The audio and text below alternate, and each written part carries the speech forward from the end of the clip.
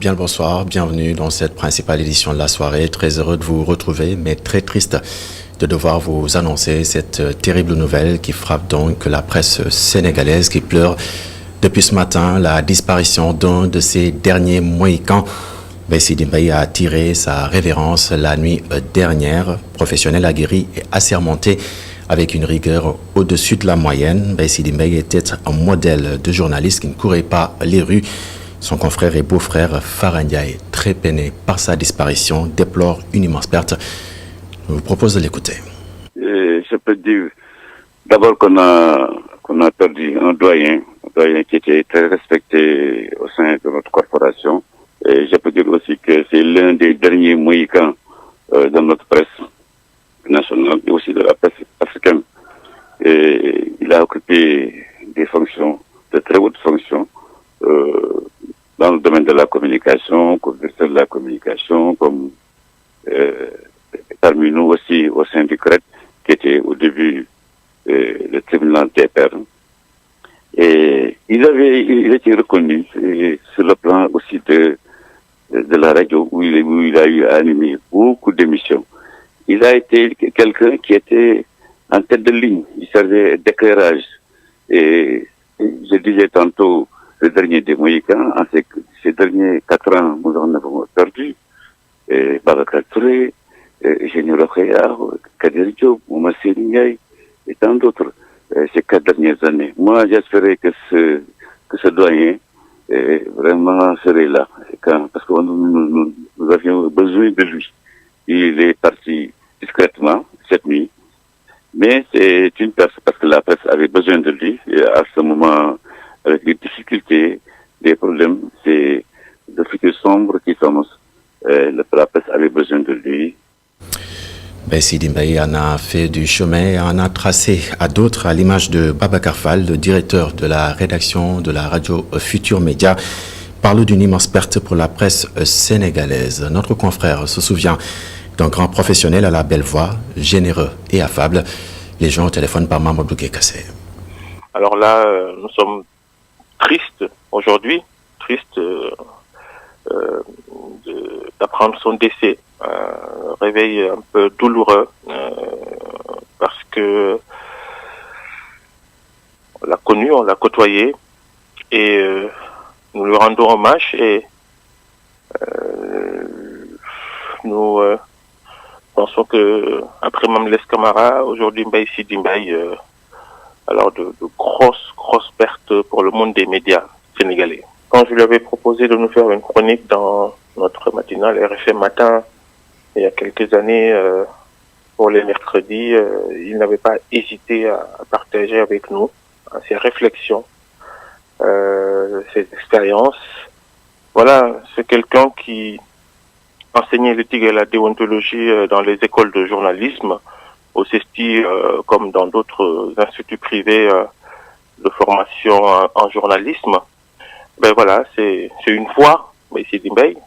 D'abord sur la radio nationale, on était beaucoup plus jeunes.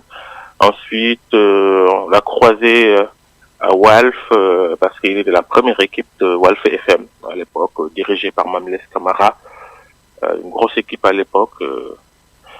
Et je rappelle, grosse culture générale sur la géopolitique internationale, sur bien d'autres sujets. Et puis le groupe E-Media Invest présente ses sincères condoléances à sa famille professionnelle de la presse, mais aussi à sa famille biologique, que la terre lui soit légère. Parlons à présent de politique. L'ambition du nouveau régime de réduire le coût de la vie est irréaliste, selon donc Dr Mohamedou Madana Kane, pour l'ancien directeur général de la Banque islamique du Sénégal. La situation des finances du pays est telle qu'il est impératif aujourd'hui de corriger un déficit. Pour lui, il faut plutôt augmenter le pouvoir d'achat des Sénégalais. Il a donné la recette devant le jury du dimanche. La synthèse avec Momodou Dia. L'ampleur des résultats tangibles au profit des populations a naturellement éprouvé les finances publiques, de surcroît un endettement et des dépenses courantes. Selon le ministre des Finances sortant, Mohamed Moustapha Ba, le nouveau gouvernement hérite ainsi d'une dette de plus de 11 000 milliards de francs CFA, des finances publiques donc éprouvées. Une situation compliquée selon le banquier Dr Mohamedou Madana Kane. Le Sénégal a un déficit à corriger, dit-il. que si vous empruntez de l'argent pour le mettre dans les salaires ou pour subventionner, alors vous ne faites que creuser votre déficit, alors que vous avez pris cette dette-là pour corriger justement le déséquilibre entre les dépenses et les recettes. Parce que c'est comme dans une maison, comme j'ai l'habitude de le dire. Dans votre maison, vous avez un salaire, vous avez des dépenses mensuelles. Si vos dépenses dépassent votre salaire mensuel, c'est là que vous avez un déficit. Alors, pour combler ce déficit, vous devez payer des salaires dans votre maison, vous devez payer l'électricité, vous devez manger. Alors, comment vous allez financer cet écart? Vous allez soit emprunter ou bien réduire vos dépenses pour justement stabiliser le panier de la maison ou bien augmenter vos recettes. Donc je pense que la stratégie aujourd'hui qui a été déclinée, ça se résume dans ce que le ministre Moustapha Ba a annoncé au ministre entrant. Il faut rétablir les marges budgétaires de l'État, il faut réduire les dépenses, il faut rationaliser les dépenses plutôt, augmenter les recettes et rétablir la question de la dette. Le nouveau régime est élu sur la base d'un programme. Parmi les points, la réduction du coût de la vie, irréaliste, selon le banquier. C'est irréaliste au regard de la première question que vous m'avez posée tout à l'heure, de la situation très difficile des finances publiques à date. Parce qu'on a plus besoin aujourd'hui d'augmenter les recettes, donc avec un taux de pression fiscale beaucoup plus, pour faire face aux charges qu'on a et régler les déficits. On n'a pas encore réglé ces problèmes, qu'on veut encore réduire les marges de manœuvre de l'État en faisant de nouvelles subventions. Certes, on va faire de la rationalisation, on va faire de la réorganisation, c'est très bien, mais il faut beaucoup d'arbitrage, c'est ce que je veux dire, pour arriver à cette solution-là qui permet de subventionner les coûts des denrées de première nécessité, tout en maîtrisant nos charges fiscales et en essayant d'augmenter justement la pression fiscale. Mais au-delà de ces subventions, des solutions existent, d'après Dr Mohamedou Madana Kane. On peut agir sur les prix, sur la question de la cherté de la vie, en essayant d'augmenter le pouvoir d'achat des populations sous l'angle de leurs revenus. Ce que ça veut dire, c'est quoi? C'est essayer, par exemple, pour les employeurs. On sait qu'aujourd'hui, les employés ont des problèmes liés au transport. Une bonne partie de leur salaire va dans les coûts de transport. Aujourd'hui, l'État peut mettre en place une politique tendant justement à favoriser le télétravail. On a vu que ça a été fait pendant la période de Covid, ça a marché, certaines entreprises continuent à le faire. Si on le fait, ça veut dire quoi? Ça veut dire que le salarié qui devait mettre 30 000, 40 000 dans les coûts de transport mensuels peut probablement réduire ces coûts-là. Pour Dr Mohamedou Madana Kane, nous sommes dans un contexte d'innovation où il faut imaginer des solutions immédiates. Dr Mohamedou Madana Kane était aussi le directeur de campagne du candidat Idrissa Seck, était doublement car le leader de la start-up Doundou a annoncé également la fin de son contrat avec le leader du parti Rewmi. Pour ce qui est de son avenir politique, Dr Kane dit se positionner pour le moment en sentinelle. Nous l'écoutons. On me dit, est-ce que vous avez rompu avec Idrissa Seck? Mais on n'a pas rompu, c'est la fin d'un contrat. C'est-à-dire, quand un contrat est fini, il est fini. C'était une alliance pour les élections présidentielles. L'élection présidentielle est passée, le résultat est connu. Naturellement, le contrat qui me liait avec lui prend fin. Donc, ce n'est pas une rupture, c'est la fin naturelle d'un processus. Contrat. Et est-ce que Madana Kane se définit comme un acteur politique de l'opposition ou un acteur politique plutôt ouvert qui ne ferme pas totalement la porte au régime en place? Madana Kane est un acteur politique réaliste et qui veut incarner une nouvelle façon de faire la politique, de penser la politique. Si je vous dis aujourd'hui je suis dans l'opposition, alors ça veut dire que j'aurais dénié ou renié tous les principes qui m'ont fait entrer en politique, c'est-à-dire agir pour le compte des populations et être la VAR politique, donc vérité qui aide l'arbitre. Aujourd'hui, se déclarer dans l'opposition, c'est naturellement être dans le populisme. Comment on peut s'opposer à un régime qui vient d'arriver? Ils ont été élus à 54% avec un projet. Je vais m'opposer contre quoi? Là, à l'heure où nous parlons. En revanche, Madana Kane peut être dans l'opposition dans les mois qui arrivent. en fonction de comment les choses vont évoluer. À l'heure où nous parlons, Madame Kane est dans son camp, en train d'observer. Ce n'est pas le temps de l'opposition. Actuellement, c'est le temps de la surveillance. Et puis reparlons des finances publiques. L'État du Sénégal doit plusieurs milliards de francs CFA aux entreprises locales. Les chefs d'entreprise invitent les autorités, les nouvelles donc, à éponger ces dettes. Ceci afin de leur permettre de se relever et de pouvoir faire face notamment aux problèmes liés au chômage des jeunes, entre autres déclarations qu'ils ont faites en marge d'une cérémonie de remise d'une enveloppe de 50 millions de francs CFA à des travailleurs pour encourager leurs efforts. Le compte rendu avec Boubacar Falboba. Le chef de l'État, le président Bassirou Diomaye Diakhar Faye, a dans son récent adresse à la nation dit vouloir s'appuyer sur le secteur privé pour relever le défi de l'emploi au Sénégal. Mais à défaut de l'éponger totalement, il faudra revoir à la baisse la dette intérieure très importante de l'État. dañ ciy gërëm président de la République ci li mu wax noonu parce que ñun loolu yàgg nañ ci dox pour employabilité des jeunes. Nous adressons nos remerciements au chef de l'État pour cette belle initiative que nous avons d'ailleurs toujours défendue. Pour relever le défi de l'emploi dans un pays, il faut un secteur privé fort. Mais il faut dire que la dette intérieure de l'État est très importante. Il faut que l'État nous aide et paie nos factures à temps. Certaines entreprises ont des bons impayés d'1 an voire de 2 ans. Que les services de l'État nous aident. amuñu problème. waaw nañ liggéey ñu fay ñu rek. Cependant, selon lui, la probité, la transparence, la reddition des comptes, le fameux Djoub Djoubal Djoubanti doivent être les socles sur lesquels doivent s'appuyer employeurs et travailleurs. La probité, la transparence, la reddition des comptes sont indispensables pour la bonne marche de l'économie d'un pays. Ça ne sert à rien d'amasser des milliards, des millions de manière illicite. Nous en appelons au sens patriotique de chacun. Ces confidences ont été faites en marge d'une cérémonie de remise d'une enveloppe de 50 millions de francs CFA aux travailleurs évoluant dans le domaine du transport. Boubacar Falbo, pendant ce temps, le président du mouvement citoyen Jolof en marche invite le nouveau régime à la revitalisation des vallées fossiles et à la réhabilitation du centre de recherche zootechnique de Dara, une modernisation donc du secteur de l'élevage dans le Jolof qui, aux yeux de Idriss Samb, est une nécessité. L'inspecteur des impôts et des domaines a aussi interpellé le gouvernement de Ousmane Sonko sur les vieilles doléances des populations de Linguère. Nous l'écoutons.